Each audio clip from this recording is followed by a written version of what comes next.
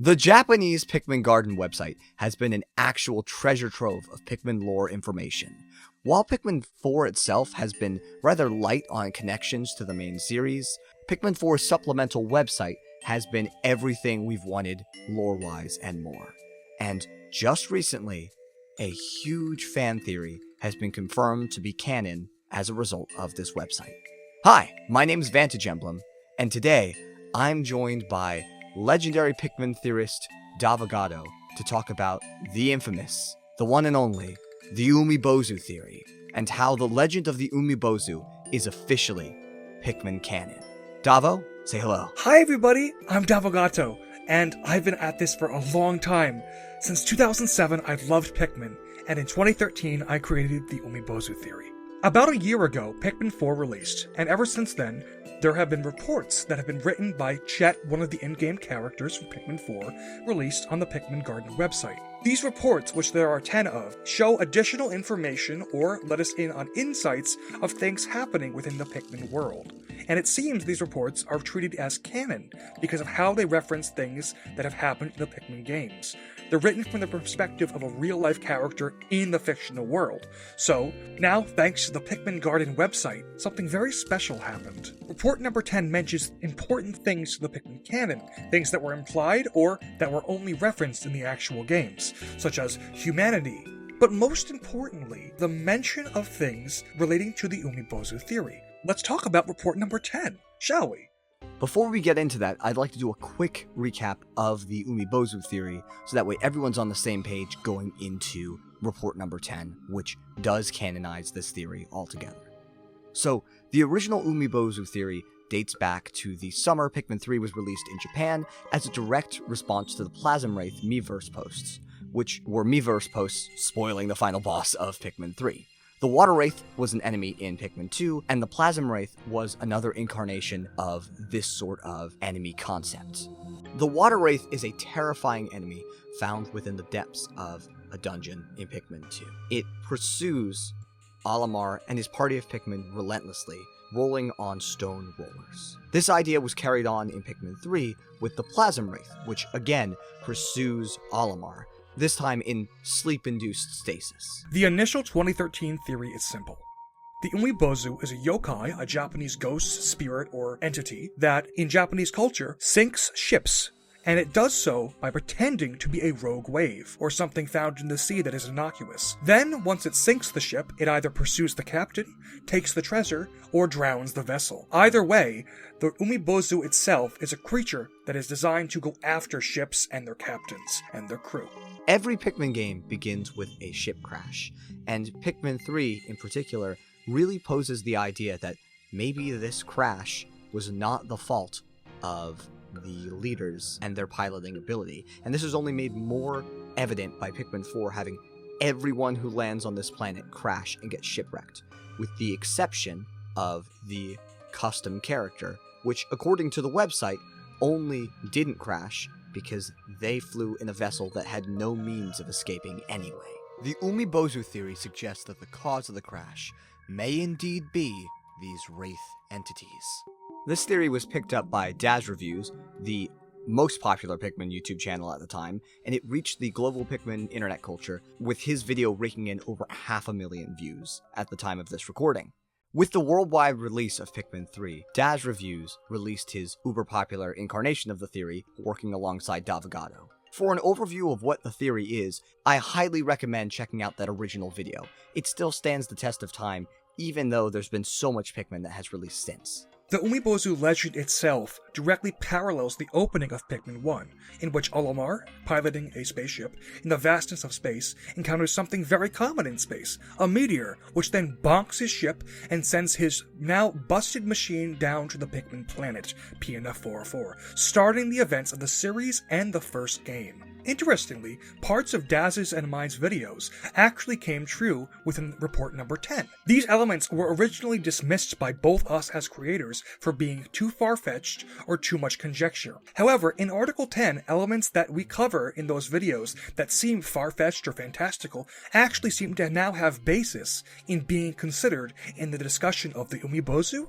the Pikmin planet, and the series as a whole. Over the course of the year since the initial release of Pikmin 4, the Pikmin Garden report sections have been updating on various pieces of Pikmin series lore. Pikmin 2 introduced the idea of the world and the planet itself changing, such as magnetic shifts happening underneath the surface of the planet, or areas being retopologized between games. This was always a curious part of the series. However, since the Pikmin Garden website has been updating, we've gotten answers on things like the ever-changing environment. We've also gotten answers on questions we've had, like, what are the water wraith's rollers made of? Turns out, they're made of nickel and cobalt, types of minerals that can be found in volcanic objects or meteorites. This wasn't important until now, but in Report 10 this links back around. In Report 10 we see important concepts such as the ideas of the planet itself being alive, or humans being the original progenitors of the spacefaring people found in the Pikmin series.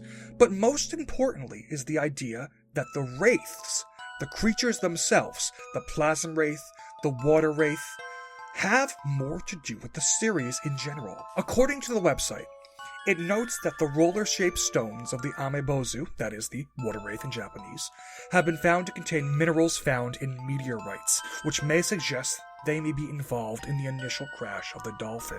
Perhaps, the website says, perhaps they may be dreaming of living with humans again and are causing the crash ships. These crash ships themselves are a main feature, especially in Pikmin 4, where all these explorers from across the galaxy end up stranded on PNF 404. Furthermore, it mentions the Plasm wraith, the Amanyudo in Japanese, and according to the website, Olimar dreamed of giant humans or human-like creatures, similar to ourselves, the spacefarers, living with Pikmin and lots of other creatures.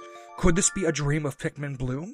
Could this be a dream of our world today if Pikmin were real? Could this be a canon dream of Olimar inside the Wraith's body, seeing the hallucinations of what humanity used to be?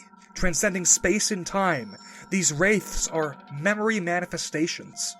And the meteorite being mentioned seems to imply it always had a connection to this initial legend. The Umibozu, that's the wraiths. The wave, it's the meteor. The ship is the ship, except it's in space and not in the ocean, and Olimar is the captain. At least as far as we know, this is where Pikmin 1 starts out. The very first thing we see in the series, the first cutscene, is the legend. It all comes back around, and entry report number 10 seems to confirm our suspicions that all along there was some sort of underlying thread with the Pikmin series, these creatures, and supernatural forces. Something goes horribly wrong. So let's talk about the impact of the Umibozu theory. Clearly, it seems that it was, at some point in development, something in the minds of the developers, or it would not have made it to this point, where it was posted on the website. But there's a few things that could have happened. Number one, and I think the most disappointing possibility, this could have been the Scott Cawthon / Matt Pat dynamic, right? Where the theory made by fans, for fans, actually made its way to the developers and shaped the games. DavoGato as the engine, DazzReviews as the mouthpiece, and the community as the driving force made such a big deal that this theory, which originated in the West, made its way to Pikmin's home country of Japan, and the developers saw it and ended up incorporating it into the game by making it through the community into the ears of the developers. That's really cool, if that's the case. It really is. A little disappointing that we were maybe looking for clues that weren't there the whole time, but it's still really awesome to see this be a part of the lore. That being said, what I think is far more likely is that the community has been picking apart things that were always there, that were planned and added onto game by game. This is a bit of an ARG in a way, figuring out the hidden meanings of Pikmin lore. There's so many parts of Pikmin lore that are intentionally cryptic, and I think this theory, especially by the time of Pikmin 4, has played into that. If this was always the plan, that this was based on the Umibozu legend, Our community was just crazy enough to figure it out, to look at the details, to flesh out the theory based on the bits and pieces of the lore that led to this initial Umibozu theory being presented by Daz and Davo. One of the other possibilities is the idea that originally, and convergently, the meteor equals wraith idea was something of a series developer's idea that I just happened to be on the same wavelength as. And during that 11-year gap of time between Pikmin 3's development and Pikmin 4's development, a developer and I had the same thought that maybe there's something more here. Worlds apart, separated by language and culture and community, but we had the same idea, completely disconnected, and it ended up in the game by a developer who maybe was a former fan. We don't know what they're thinking in those rooms. Maybe they're looking for ideas to string the games together, or they're welcoming new ideas, or fresh developers could influence the game series. Either way, it'd be really cool to think convergently the Wraith is the meteor idea evolved on its own during the time of Pikmin 3, in both areas of the world. One in my head, and one in the head of a developer. Option number 4 is that this theory isn't even a theory. It's been something that's so ingrained that it's just been a part of the series' DNA forever because it's part of the cultural DNA of the folks behind Pikmin. Parts of the Water Wraith's identity, for example, its Umibozu name, is based on a Japanese linguistic pun that does not translate over into English. This theory could also be something that's just taken for granted in Japan, and culturally, us Westerners just don't get it, because we're not as familiar with Japanese folklore. The idea of it being a revolutionary theory in the West may simply not exist in Japan because the joke was already gotten.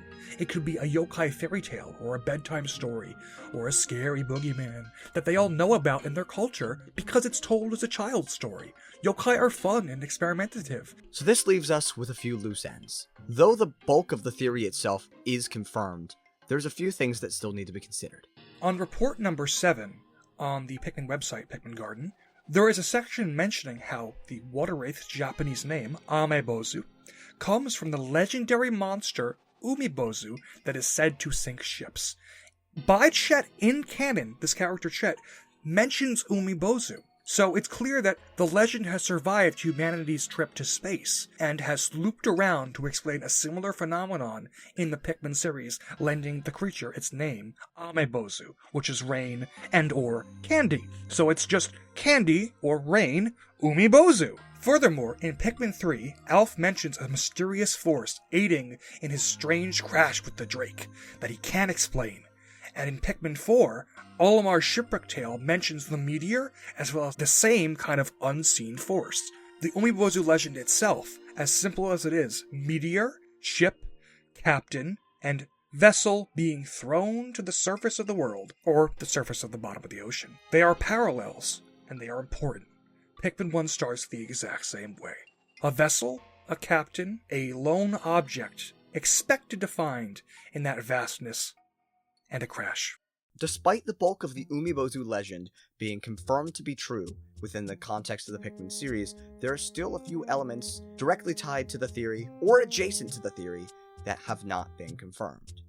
For example, the shifting nature of the planet may imply that the planet is somehow alive, or perhaps itself a wraith, whatever a wraith may be. Since other reports on the Pikmin website detail and explain the magnetic shifts, could the planet itself be a supernatural entity? The website speculates. Other theories by community members like Daz, Vantage, and myself regarding PN.404 being unstable or shaping itself depending on who enters the atmosphere is also mentioned by the website. It seems to imply that maybe the planet's surface changing shape and the treasures and even things down to the Pikmin or the environments being influenced either by the people who enter or the memories of the ancestors of the people who entered the planet. Maybe that's why we see Earth-like objects, real-world brands, or things that are inspired by real-world brands, or even things like batteries, or matches, or food, or fruits, all because they suit the memories and the current needs or interests of the current observer to the planet. And once everybody's gone, it shifts when no one's looking. We still don't know what the Pikmin are. And they may be the titular main characters of the series, but they are shrouded in mystery as much as, if not more than, the Wraiths. And not only that, we now have a very Wraith-like type of Pikmin from Pikmin 4, the Glow Pikmin, which, I mean, are the Pikmin themselves Wraiths? are expired Pikmin themselves wraiths? This is a whole rabbit hole that I'm sure Davo and I will end up talking about in detail later. And on that note, Pikmin 1, 2, and 3, and 4 are all expressed as canon and having happened on the website. And the article ends with a to be continued. Does this mean Pikmin 5 or another game is on the way that wraps it all up in a nice, neat bow, and that the timeline or mysteries or events will finally make sense to some degree, and we'll get more answers and even more questions? It's a mystery, but it's so exciting that it ends this way with a to be continued. So now we stand here, looking back at 10 plus years of speculation. The Umibozu theory is real. The legend of the Umibozu is indeed canon within the Pikmin universe, at least according to the Japanese official website.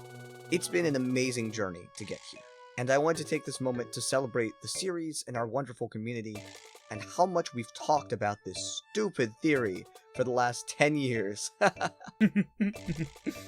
And now we know that it is in the minds of the developers. Perhaps in no small part because we've been talking about it so much.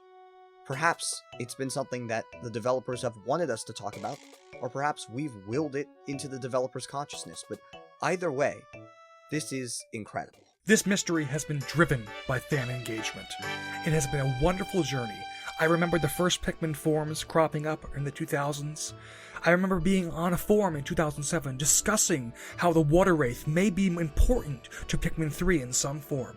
And here we are, at the tail end of a celebration of a website that chronicled Pikmin after getting Pikmin 4. It has been a wild ride. Thank you to everyone in the community, everyone who made a theory, everyone who commented, even the people who said, no, that's ridiculous. Those kind of discussions help us figure out new ideas. And even if the theory wasn't correct, it's exciting to imagine what either could be real or what's coming next. It's fun to discover things, and it's really fun to be a part of this community. Thank you to everyone who engaged with the theory over the last however long. It's been so much fun being a part of this community with you all. And thank you, Davo, for joining me just to take a look back and a little bit of a victory lap in terms of where we are at now with Pikmin speculation. And here's to 11 more years of mysterious theories, strange creatures, and a lot of Pikmin. Or more, and hopefully more than one Pikmin game in that time, okay? I really do not want to have to sit for another 10 years to get Pikmin 5. My name's Vantage Emblem. I've been DavoGato. Thank you so much for watching. Take care, everyone. Cheers. Bye-bye.